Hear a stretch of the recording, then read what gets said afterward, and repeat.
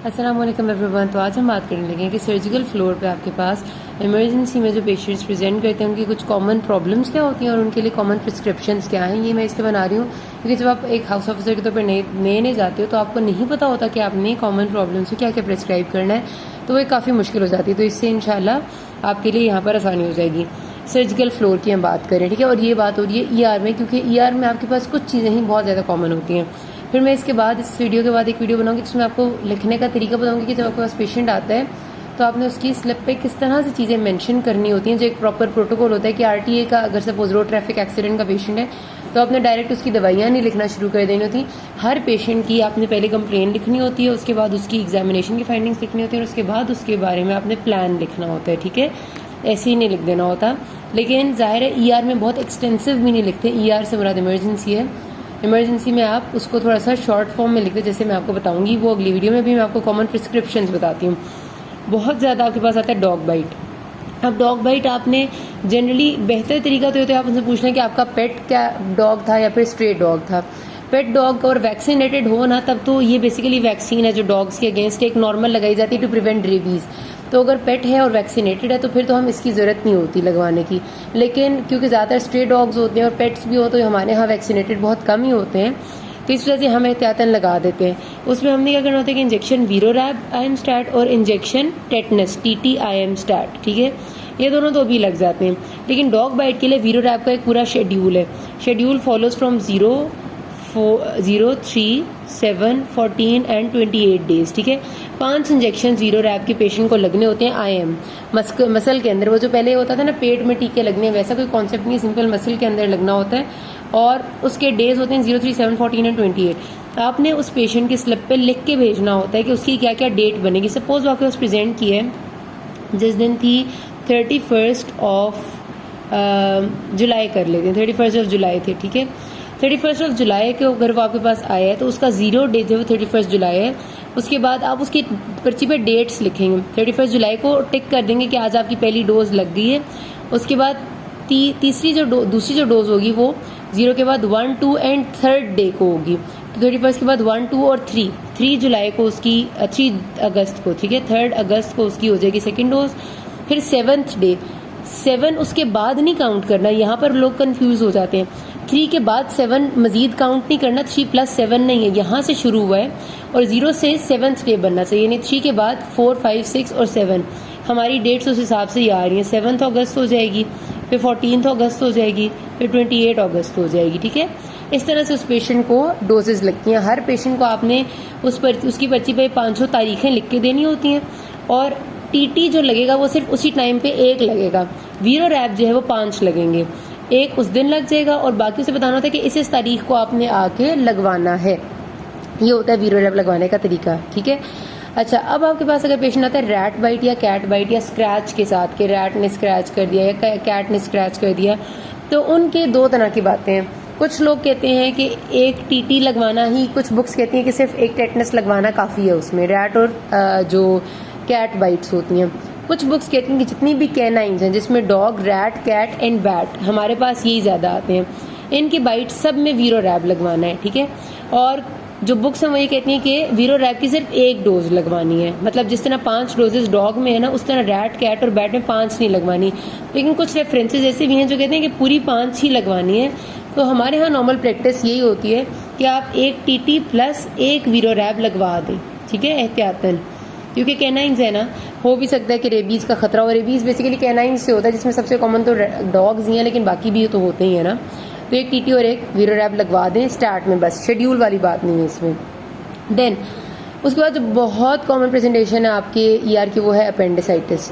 अब अपेंडिक्स के साथ पेशेंट ऐसे भी आते हैं जो कहते हैं कि मुझे अपेंडिक्स का दर्द हो रहा है, लेकिन जाहिर है आपने उनकी बात नहीं सुननी होती, आपने खुद असेस करना होता है, मेंटल्स पे असेस करना होता है। उस पर मैं अलग पूरी बात बताऊँगी। लेकिन जो पेशेंट आपको पता चल गया कि उसका सपोज आपने वो पल्स और सब मेंटल स्कोर निकाला और वो सारा अपेंडिसाइटिस की तरफ जा रहा है, तो आप उसको ज़ाहिर है ये अपनी इमरजेंसी में रिटेन करते हैं और उसको क्या मेडिकेशन देते हैं। हमारे पास सबसे कॉमन ये सेफ्ट्रैक्सोन, फ्लेजियल, ठीक है, मैंने डोजेस भी लिख दी। सेफ्ट्रैक्सोन 1 ग्राम IV BD में जाती है, फ्लेजियल 500 mg IV TDS, ड्राइजेक 40 mg OD में, टोराडोल पेन किलर है और रिंगर्स है। रिंगर्स लैक्टेट या फ्लूइड आप अपनी उस पेशेंट की कंडीशन के हिसाब से लगाते हैं। एक जनरल जो होता है ना वो ये होता है कि IV BD 1 लीटर सबको लग जाता है, लेकिन पेशेंट की कंडीशन से वेरी कर देता है ये बात, ठीक हो गया। जो बाकी है ना डोजेज वो ये सेम है, लाइक सेफ्ट्रैक्सोन की डोज, फ्लेजियल की डोज, ड्राइजेक और टोराडोल, यही डोज रहेगी चाहे आप एपेंडिसाइटिस में लगवा रहे हैं चाहे आप किसी और डिजीज में लगवा रहे हैं ना, dose will remain the same. Ceftriaxone आप वार्ड के पेशेंट को लगाते हैं, आप किसी पेशेंट को लगा रहे हैं, हमेशा इसकी डोज 1 ग्राम IV BD ही रहती है। फ्लेजियल 500 mg IV TDS है, किसी ने BD लिखा है तो वो गलत लिखा होगा, ठीक है।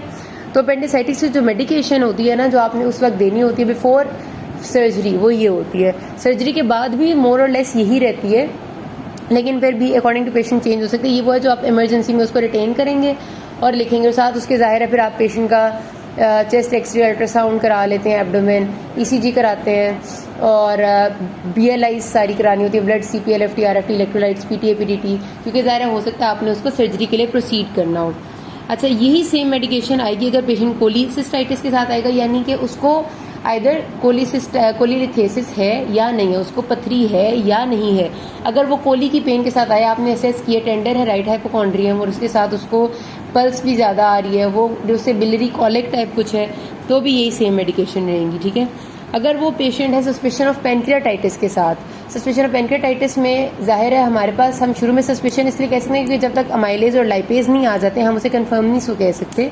तो अमाइलेज लाइपेज से पहले जो पेशेंट की मेडिकेशन है वो यही रहेगी जो आपने उसको इनिशियल मेडिकेशन देनी है, ठीक हो गया। ये एक बहुत कॉमन मेडिकेशन है जो हर तरफ जाएगी।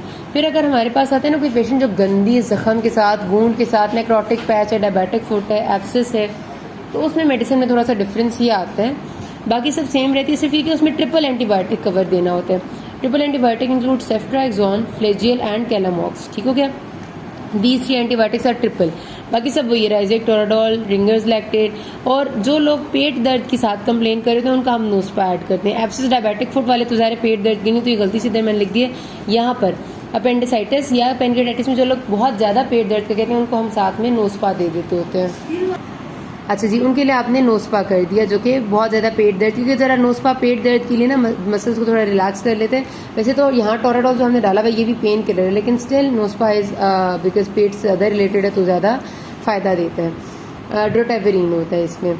अच्छा, अब हमारे पास ER में और दूसरी क्या है, ये तो होती है ना वो वाली जो कि ज़रा बड़ी बड़ी बातें होती हैं जिनको हमें रिटेन करना पड़ता है। अक्सर किसी भी बॉडी के पार्ट के दर्द के साथ आ जाते हैं लोग कि मुझे कमर में दर्द है, मुझे हो सकता है उनको कहीं भी दर्द होता है, उसको हमने पहली जो चीज़ लगानी होती है वहाँ पर वो इंजेक्शन टोराडोल IV स्टार्ट होता है जो हम लगवा देते हैं, या फिर इंजेक्शन डाइक्लो IV IM स्टार्ट, डिक्लोरैन जो होता है, ठीक है। जो डाइक्लो का इंजेक्शन है वो IM होगा, जिसको आपको लग रहा है कि बहुत सवेयर पेन है उसको टोराडोल लगवाएं, बाकी सबको डाइक्लो लगवाएंगे।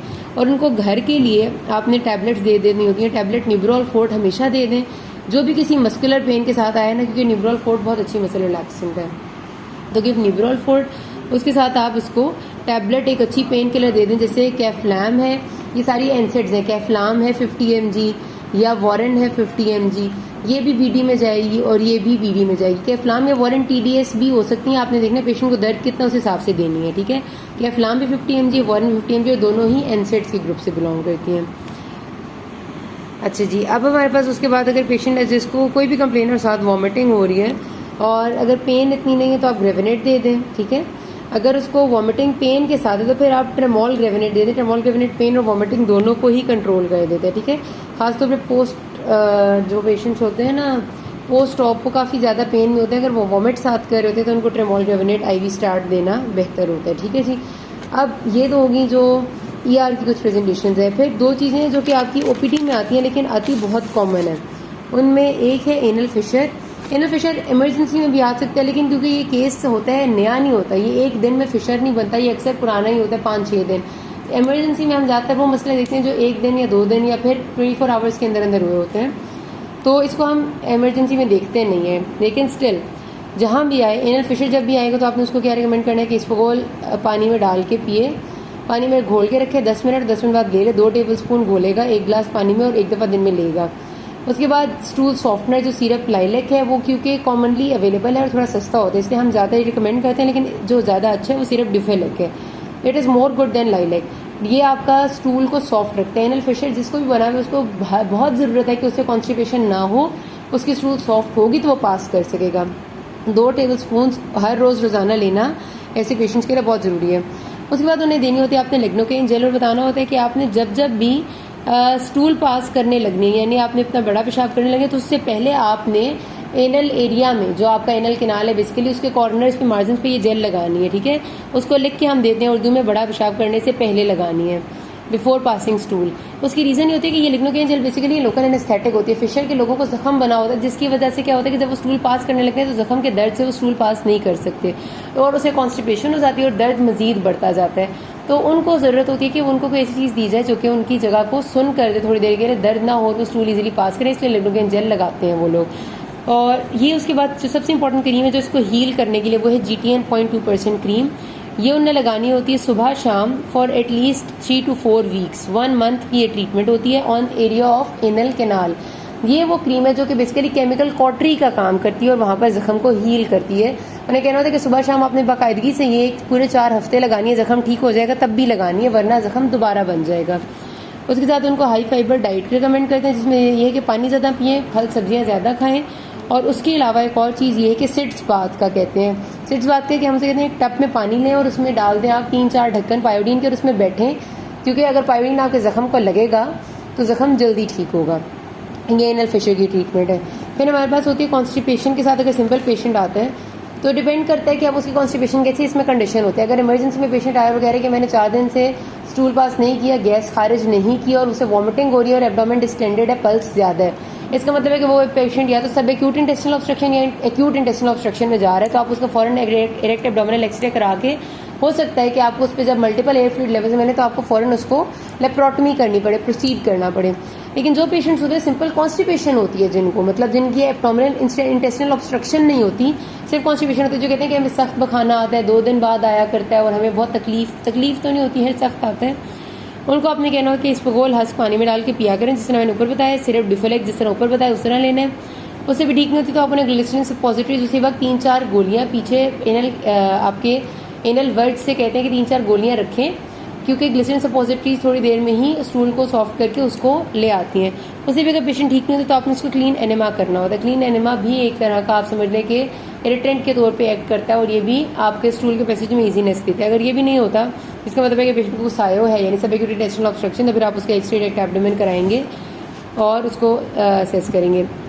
OPD में कौन सी आती है? DVT ज़्यादातर OPD में आती है, कभी कभार इमरजेंसी में आती है, लेकिन इमरजेंसी वाले की ट्रीटमेंट और तरह से होती है कि उसको हमने फौरी तौर पर डॉपलर करा के देखना होता है और हो सकता है उसकी अलग तरह से ट्रीटमेंट हो सकती है, इंटरवेंशन भी हो। जो OPD वाली है ना, उसको जिसको हमने लॉन्ग टर्म होम ट्रीटमेंट में भेजना है, उसके हमारे पास ये इंजेक्शन नहीं है, सॉरी गलती से लिखा गया, टैबलेट्स हैं।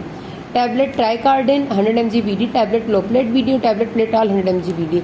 ये प्रिस्क्रिप्शन है जो होम ट्रीटमेंट है DVT की, ताकि उनका ब्लड में थिकनिंग ना हो और उनके मजीद क्लॉट्स ना बने।